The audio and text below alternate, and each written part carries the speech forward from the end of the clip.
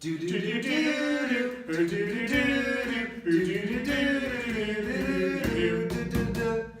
evening, ladies, gentlemen, and everything in between. I'm Jeff Clark. And I'm JJ Ullman, here with News Studio ASCI 112, reporting on your latest animal science news. Ba-ding!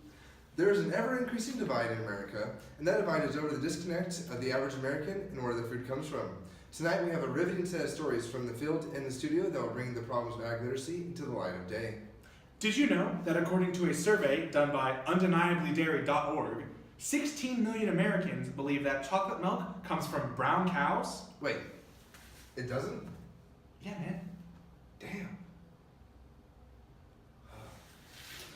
Did you also know that in 1990, over 20% of American school children in cities didn't know that hamburgers were made of beef? Speaking about beef, we have a story from our experts in the field. Take it away, Brittany and Marley. Do you have beef with the beef industry? With such high stakes in the portrayal of animal agriculture in today's media, it can be challenging to determine what is true, especially for those who are disconnected from the ag industry. Let's take stock of the situation. One of the hot topics in animal agriculture that has raised much debate is the use of antibiotics. With statistics having been manipulated by animal activists, the public may hold the belief that livestock are constantly on antibiotics. Well, that's just a bunch of bull. As expressed by the Cattlemen's Beef Board, antibiotics are only used when necessary to maintain an animal's health or when an animal is sick. Furthermore, they refute the idea that ranchers use antibiotics as a means of promoting growth. This is fairly uncommon, and the FDA works to prevent such actions. Have you ever heard that there are still antibiotics in the meat you purchase from the grocery store? Well, that is also false. The U.S. Food and Drug Administration strictly enforces a withdrawal period from antibiotics before an animal is slaughtered or other animal products are used. The food is also thoroughly inspected by the USDA's Food Safety and Inspection Services. This may be contrary to what the public has been told, so let's take a moment to let this ruminate. Today we are at the Cal Poly Dairy. Like many dairy producers, Cal Poly has a separate hospital barn to house any cows that may be on antibiotics. These cows are milked on a separate portable milking machine so that students can ensure that possibly contaminated milk does not get mixed in with the milk sold to consumers. With these common misunderstandings about the use of antibiotics in livestock, the agricultural industry has been working hard to educate the public who has become increasingly distant from production agriculture. One way in which the industry could improve upon this issue is by better explaining labeling on food products. For example, according to the American Meat Science Association, many meat products will have the words antibiotic-free on the labels when in fact all of the meat is antibiotic-free due to the mandatory withdrawal period. However, if the packaging says raised without antibiotics, then that animal is truly raised without the use of any antibiotics. People are increasingly wanting to know where their food comes from, and providing transparency on the purpose of antibiotics and the regulations regarding them could significantly impact public perception for the better. While we move on to our next location, let's join Sirloin and Charlie back in the studio. Well, you butchered that pun. It's Charlet. Don't have a cow. Do you not find them amusing? The world of agriculture is advocacy. This concept is all about advocating for the agricultural industry, as most people think it is a dying industry. Because people are so disconnected from agriculture, the industry is trying to combat these misconceptions through education. Bayer, a major company in the industry, has started a campaign asking others to become advocates by sharing your passion for agriculture with those who might not understand our industry and its practices. They have infographics people can share and steps to get others informed about agriculture. Schools are also involved in this trend. Penn State University has a club by the name of Agriculture Advocates with the goal of informing others on where their food comes from and the process it takes to get to their plate. Here at Cal Poly, we have our own group of advocates called the Cafe's Ambassadors. They lead tours on campus of ag facilities in efforts to educate the community on animal agriculture. The USDA is even jumping on the bandwagon with a publication called Know Your Farmer, Know Your Food. It has the goal of educating the public on where their food comes from and the work individuals put into creating these products. Efforts such as these are just a few of the ways in which we can bridge the gap between farmers and ranchers and the general public.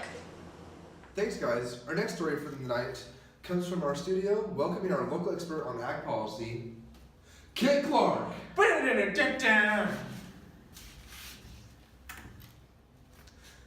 Thanks for joining us tonight. Thank you for inviting me on. I'm really excited to talk about policy tonight. I'm honored to have the opportunity. I want to start the interview with your thoughts on the past Proposition 2 and how Prop 212 will affect agriculture production in California. Well, first off, Proposition 2 was complete and utter bull manure. As most anyone in the industry would agree with me. The main problem with Proposition 2 is that its only founding was based on pathos, with very few studies to back their claims and demands of us agriculturists. In fact, ever since the implications of Proposition 2, we have seen an increased mortality rate and injury rate of our poultry production in California. Can you explain the increased mortality and injury rate further? Of course.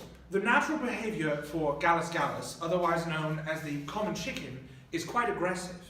When given the opportunity with larger room, they will attempt to intimidate the others by fighting, ramming into things around them. The new cage-free system and larger cages allow the chickens to create more momentum and break their sternum and cut their epidermis, causing more infections to occur, and in some cases, possible death at greater rates of incidence compared to the behaviorally fit battery cages. The new regulations make free-range laying market massively larger than they were 10 years ago, and soon it will all be free-range with Prop 12 passing. Unfortunately, this destroys the conventional market in California and will drive up egg prices by around 80 cents a dozen. My goodness. So I'm hearing a lot of problems, but I'm not seeing any solutions. How can this be fixed? Well, the ultimate solution is to educate the consumers where their food comes from, the nature of the animals, and how we accommodate for the animals in the industry to ensure their maximum safety and output. Maybe with the help of properly informed consumers, these good-intentioned, poor-executed laws will be repealed. Well, thank you for coming to our show tonight, and hope more people are flocking over to ag literacy. Thanks for having. I'll mulch you later. We have another guest here in the studio for your viewing pleasure. Dr. Katie Holmes, an expert in genetically modified organisms. Hello, Jeff. Thank you for having me. So what exactly are GMOs, and why does it relate to the topic of animal agriculture? So, selective genetics emerged around like 32,000 years ago with the domestication of the wolf, which is now man's best friend, the dog. But the first time genetic engineering specifically came about was in 1973. And unfortunately, not long after that, there was a moratorium placed on genetic engineering experiments. You know, there were some moral issues. But you know, today we have a little bit more education about it. And so now we're using it for things like disease resistance in livestock animals and crop yield increase for animal feed. Now, how do GMOs affect the consumer if they're used in the context of animals in their feed? That's a great question, Jeff. So in essence, consumers are concerned about consumption of animals that are genetically modified and then consumption of animals that consume what we call GM, also genetically modified, but feed. It's become such an issue now that we have a lot of countries that are now having labeling requirements, which is really an interesting zone to be in because consumers don't know much about how safe GM food actually is, and they see the label and it's a red flag.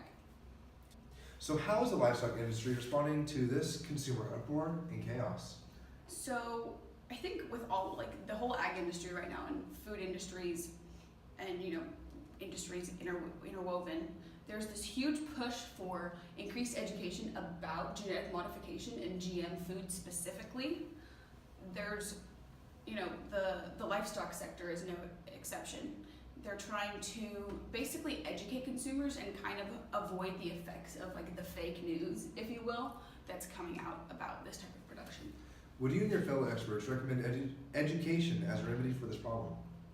At this point, it's pretty much the only solution we have with, you know, the thousands of news outlets out there and, you know, this information that we're constantly being bombarded with as, you know, like information consumers on the internet. We're being fed all these, you know, different narratives. And it's just kind of like the superfood of the moment or the fad diet of the moment. You know, the information floating around about GMOs isn't necessarily the most accurate. Well, thank you for being here today, Dr. Katie Holmes. Your insight means a lot to us. Back to you, JJ. Thanks for tuning in. I'm Jeff Clark. And I'm JJ Allman. Stay classy, Call Volley.